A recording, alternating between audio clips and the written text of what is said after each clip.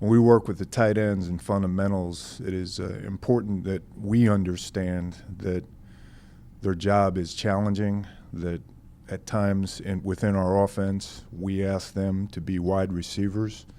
At times we ask them to be tackles in terms of what we ask them to do along the line of scrimmage. And we have to be alert and aware of that. Our stance is a balanced three-point stance where the tight end has a little bit more weight forward than an offensive tackle. There's no or limited stagger in his stance. And we have just a little bit more of our weight up on our toes. But we've got to be able to work out of our stance and become a runner right away, as is seen in this drill, where the tight ends get in their stance and out of their stance, just come out and run. Just physically, your base as a runner becomes narrow, and just being comfortable in and out of their stance in this drill. I keep the board in there so that it really just sets up the next drill. Their eyes are up. We use a dominant hand stance. We have worked with people that have been in that stance, and on the right side use a right-handed stance, on the left side use a left-handed stance, but for the most part we use a dominant hand stance. To make the transition into a blocker, we shorten their footwork and widen their base, and we call it a power run. So they'll work out of their stance and take a lead step in a direction. This is a lateral lead to the right, widening their base and running in shorter steps with a wider base. Would like them, for the most part, to keep their feet on the ground through the run, and it really is getting them in position to be blockers. Blockers, you have to, as a blocker, you have to shorten your footwork, and we like to, when we do this, run swinging our arms from the shoulders, not extending our arms from the elbow, keeping the elbows tight to the body, and working with smaller footwork, trying to skim the grass as we run. We'll get them into a fit position, and they'll power run from the fit position. The fit position has their face mask right down the middle of the defender, and their hands set underneath the shoulder pad, the lower frame of the shoulder pad of the defender. And we'll start this on a sound command. We'll finish it on a whistle, and we regain the initial fit position when we finish on the whistle. The reason for that is that it really teaches their body what the fit position feels like, and it's something that we believe in at Rutgers. Motor memory. The more your body's in a position, the more comfortable it is in that fit position. So we'll start on a sound command. We'll finish on a whistle to get into the initial fit, which is right here, where there's bend in the ankles, knees, and hips. The eyes are up. There's a bend at the ankles, knees, and hips. The hands are still stabilized at the lower part of the shoulder pads of the defender. And really the merit to regaining the fit is that your body learns how to work in the fit. When we make a transition to working at a linebacker level, the thing that we feel it is important is that as they release to move towards the linebacker, they have a natural tendency to raise up. And right before we make contact with the linebacker, we want to shorten our footwork into a power run so that it naturally widens our base, and in widening our base, lowering our hips, and that normally when we work to a linebacker, we give them a specific aiming point. In this drill, It's really the midline of the defender. And from then on, it becomes a power run to a fit position, regaining the fit with the first whistle. Out of the three-point stance, lead footwork, narrow the base, right prior to contact, widening the base again, lowering the hips, and making contact, and it becomes the power run drill that we just did. A lot of what we do with the tight ends in blocking skills are in combination with the tackles. There are two specific types of combinations that we use, a zone combination and a gap combination. Zone combination has the tackle working out to the tight end. The gap combination has the tight end working down into the tackle.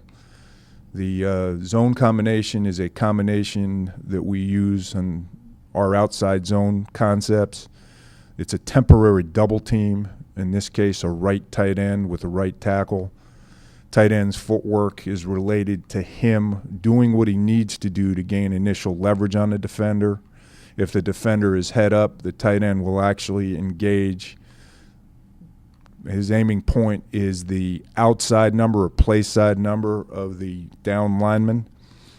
We'll always have the down lineman do something in terms of reaction, whether he continues to play straight through the tight end or move in one particular direction. And we'll also ask the linebacker to do a specific skill. The tackle will open his hips, and his aiming point is the midline of the down defender, and he will ultimately work to take over the block of the tight end. The tight end is taught not to leave the tackle until he feels the tackle within the block. This is moving to the left.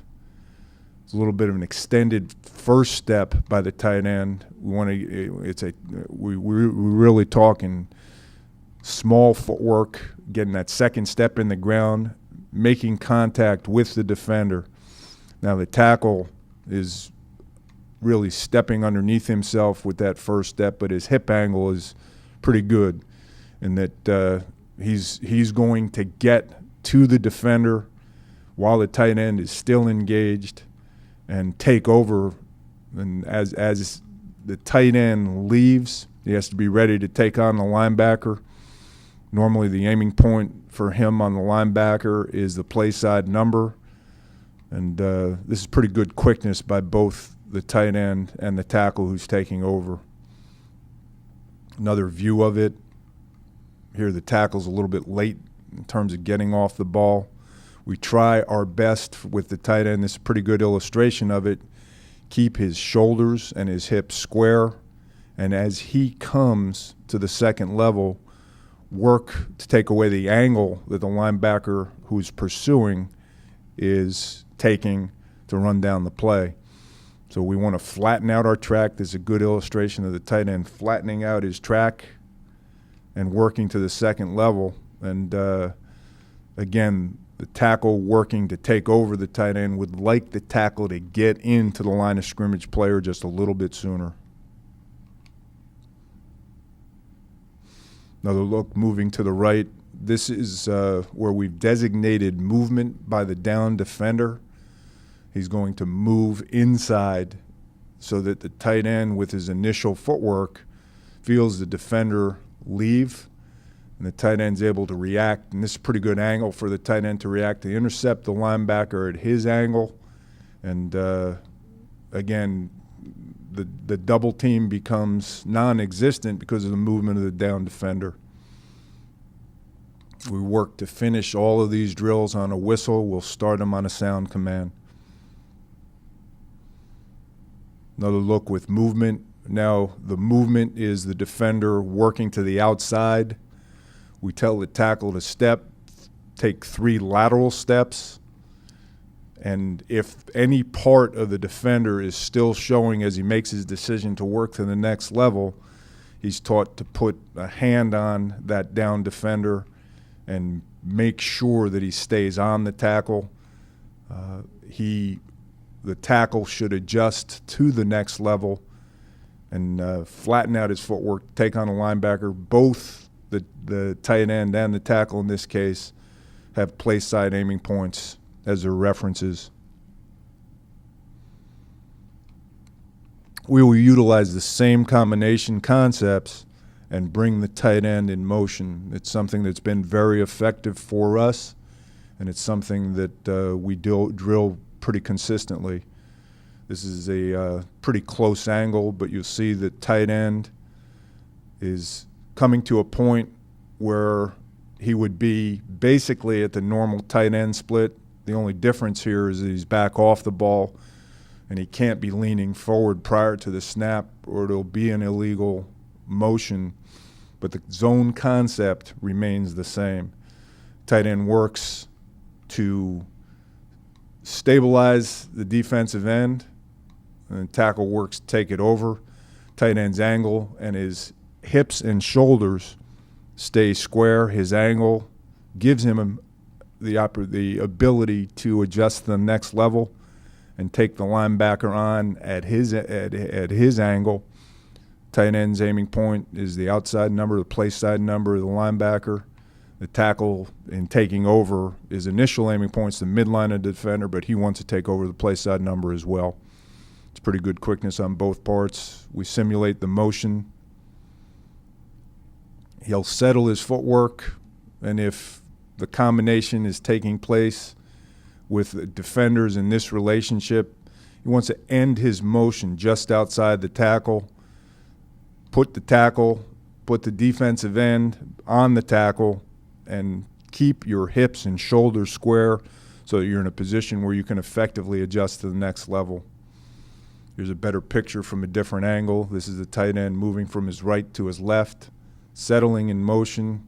He should take his motion just a little bit wider, and I think it's an illustration of he spends just a little bit too much time with that defensive end prior to climbing to the next level, and instead of being in a position where he can take on the next level defender with an outside number aiming point, it's more he has to ride him from the inside out. He adjusts his landmark, his aiming point at the end there. Another illustration, tight end moving from the right to the left, a little bit better in terms of the end alignment by the tight end. One thing that he wants to try to avoid is getting too much involvement with his outside arm. It's pretty good footwork by the tackle, taking it over. The tight end putting the defensive end on the tackle and then working to the linebacker and working at the level of the linebacker to take away a play side number aiming point and working to finish. Another shot from the ground level. This is a better job by the tight end in terms of the end of his motion. We'll also work this with movement. It has been a very successful concept for us, and a very good adjustment by the tight end and the tackle in terms of taking away play side number leverage. The other combination concepts that we use are gap combinations. They're used on a play that really defines what we do offensively, our power play. It is a combination that occurs between the tight end and the tackle.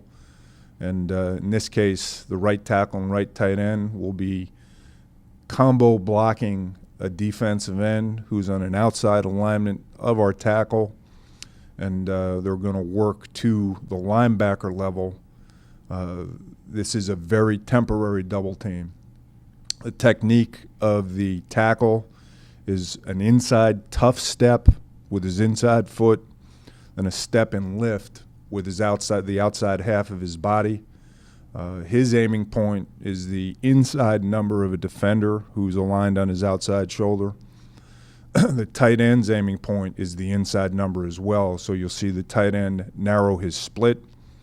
He'll open his hips with a slight drop step to his left, and he'll work to take over the block of the offensive tackle. This little twitch before the snap count is really my fault in terms of the cadence, but I think it's a pretty good reflection of what the technique we ask the tackle to do. Tough step, he might drop this just a little bit too much, but the lift really enables the tight end to get into the block.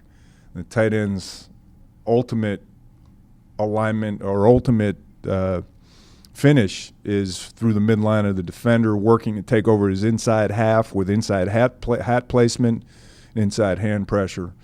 As the tackle adjusts to the linebacker level, he's going to eliminate any penetration. He wants to get his helmet across the linebacker who's playing downhill and really ultimately finish moving him laterally. It's a pretty good picture of the quickness. The same drill. The thing that tight end does here is he really cuts his split almost too much, so that in order to step without stepping on the tackle's outside foot, he has to take a little bit too much of a drop step. That's a pretty good picture of the tough step by the tackle and the lift. It's really a good finish by the tight end, taking over the inside half. Like the tackle, once he makes contact, to run his feet and drive the defender to the inside.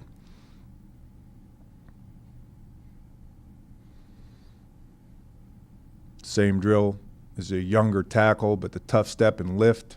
You can see how temporary the tackle and his block is.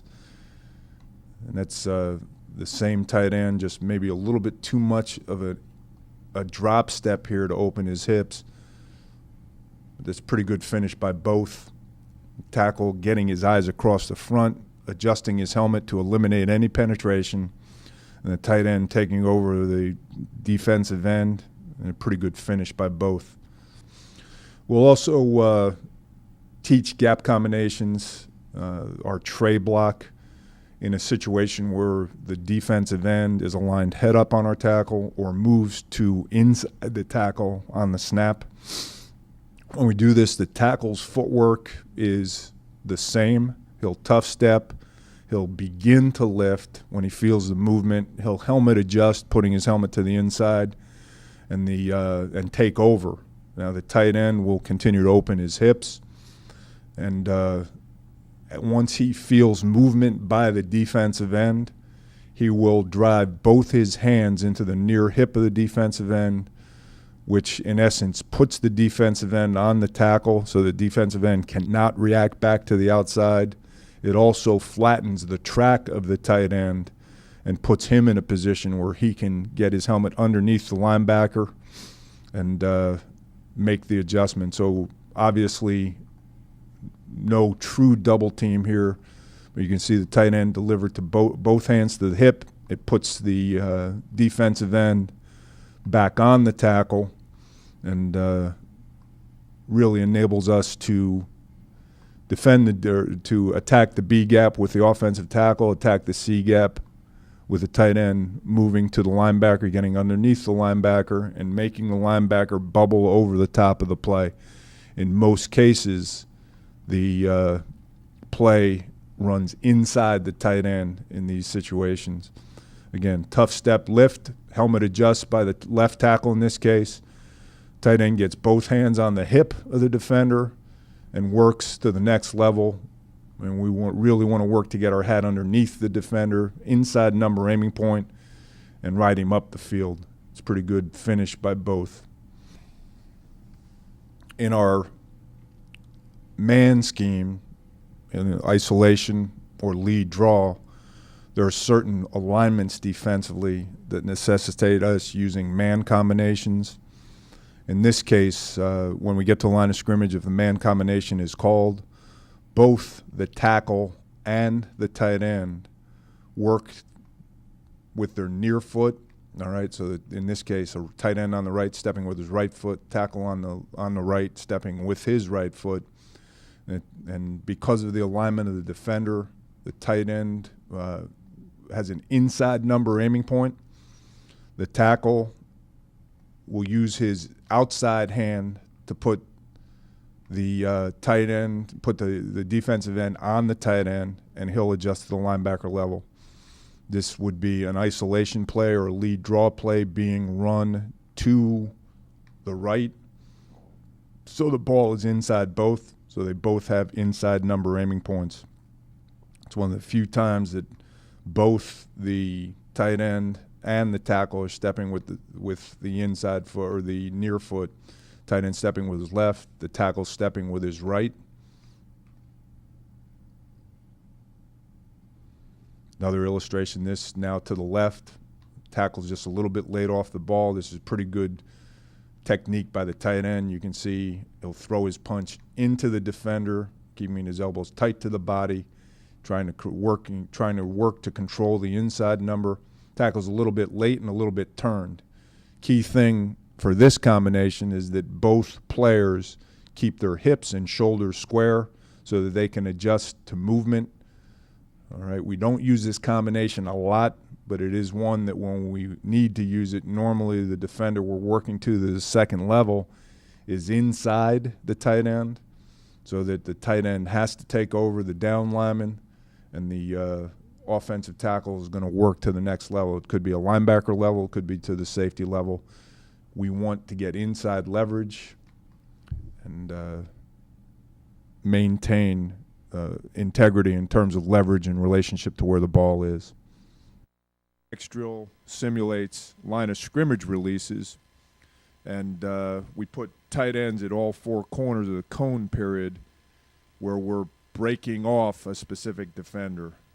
Again, changing up where he catches the ball, all right? Hitting all body parts when you catch ball. Close order catching. Right, the more they can catch the ball in these drills, these fundamental drills, right, eliminates the need for a quarterback being there all the time. And what it does is as you combine these fundamental drills, it gives you more than just running ball drills. But this is a release, pushing off defenders. Anytime we use a push-off technique, we do so with a bent arm, so it's not viewed as offensive interference. And it also gives us leverage away from a linebacker. In most cases, we use this technique primarily against linebackers. The next drill we'll do would be routes that are run with quarterbacks. And it's very important that you do enough of these because within the passing game, they're going to be catching balls thrown by your quarterbacks. It creates a sense of timing. It also gives them better balls to catch than the balls that I've thrown to them. But we'll go into this and just line them up in lines and run routes, usually against some type of leverage defender, at times against a line of scrimmage release, but always working breaks. And you can see we ask them working to finish. All right, finishing up the field with ball security.